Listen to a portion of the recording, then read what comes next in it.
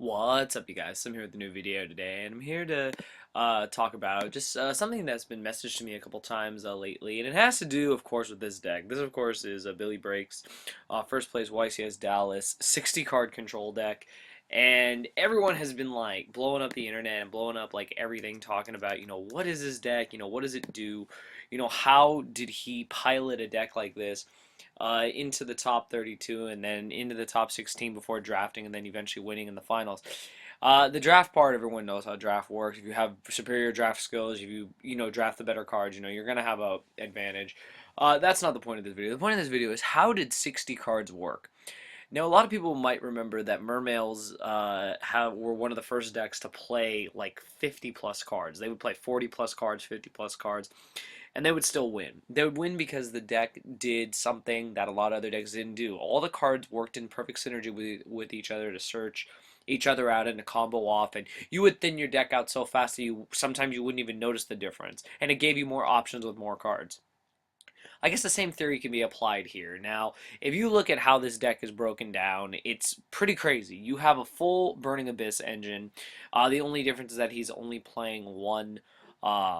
He's only playing one Sir. Billy said it was because it just wasn't as good as Scarm or what is it? I don't even know these guys' names. Scarm and Graph.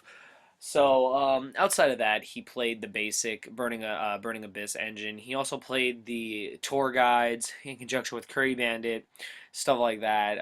Many tour guide targets. Tour guide, of course, makes your rank threes, does everything for the Burning Abyss part.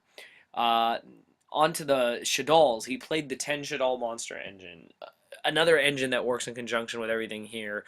The fact that you can, thin out your deck with Tour Guide, you can thin out your deck with Burning Abyss, you can thin out your deck with Shaddolls, they all do stuff. Hedgehogs allows you to search, Falco allows you to special, Beast allows you to draw, Dragon allows you to pop stuff, Squamata allows you to foolish and to add, and etc. etc. I don't really need to explain it. The main thing that we're seeing here, though, is that there is consistency and there is searchability. Like, you're going into your deck a lot. You're really thinning out your deck. You're then using an engine that can mill cards in a sense. You're using the triple Curry Bandits, and you also have the Mathematicians to send cards. So you're using cards that are like multiple Foolish Burials. The Curry Bandits get you 5 cards deep into your decks, allowing you to net a spell or trap, so that's really good. Mathematician is simple; it's a floater, sending a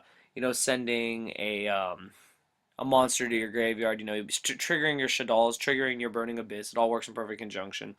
And then you have the moral text. I mean, artifacts are ridiculous.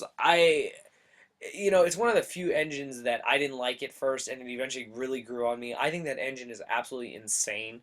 I think the fact that you can put it in Shaddolls or in Satellar Knights or just pretty much anything, if you build it right, is pretty crazy. Moral Tech is just unreal, especially with Triple Sanctum. So the deck works because it's able to search everything out.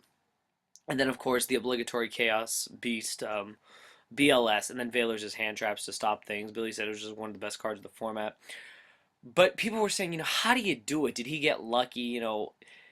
You could throw luck in there if you want, but the reality is that you've got a really good player, plus you have the fact that it's a deck that works with itself. It makes it so that you're able to just use every card in it effectively by thinning the deck out, searching the deck out, recruiting the cards you need, and setting up your plays. You have Wing Blast to bounce stuff, send cards to the grave. You have the Sinister Shadow Games to do that, Sanctums to search out your moral text, Shaddol Fusion to get cards out of there. And this is the card that stood out for everyone at the beginning of the end. For people who don't know, you activate if you have 7 or more dark monsters in your graveyard, remove from play 5 dark monsters, draw 3 cards. So you're running, let's see, 1, 2, 3, 4, 5, 6, 7, 8, 9, 10, 11, 12, 13, 14, 15, 16, 17, 18, 19, 20, 21. Like 25, 24 or 25 dark monsters, which means you remove 1/5 of them to draw 3 cards. That's pretty damn insane.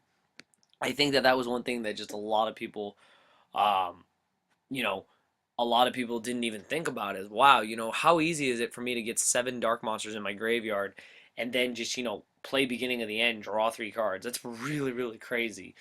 So it added to more consistency of the deck versus playing Upstart Goblin and stuff like that. The deck did what it's supposed to do. It thinned itself out, it recruited the monsters it needed, and it established boards that were pretty much unbreakable, backed up with proper trap cards. So when a lot of people wonder, how does a deck like this work? That's pretty much the answer. The deck works doing what a deck should do in Yu-Gi-Oh! All the cards should work together to reach a certain endpoint, to reach a certain state of the game where you're in complete control and you're passing your opponent and seeing if they can get past your field. And I think that's where the advantage of this deck comes in. Now, will this deck always work? I don't think so. I think that now was the best time to play it. People were not expecting it at all. When you probably set down your deck, people were like, what the hell is going on here? Did you double sleeve or something like that? So really, really interesting. But I want your guys' thoughts. I didn't really want to profile. I didn't really want to do like a standard video. I kind of wanted to do an explanation video as to how 60 cards worked. And, is it a trend? Is it going to be something that's going to continue? Are people still going to try this? Or are people going to, you know, uh, go back to like basic Burning Abyss, basic Shaddolls, etc., etc.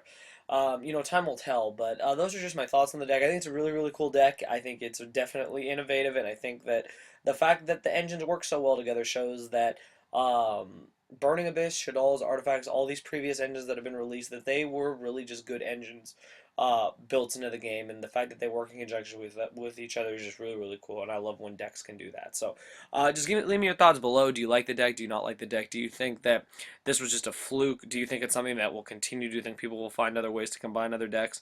And just let me know in the comments below. So I hope you guys enjoyed the video, and thank you for watching.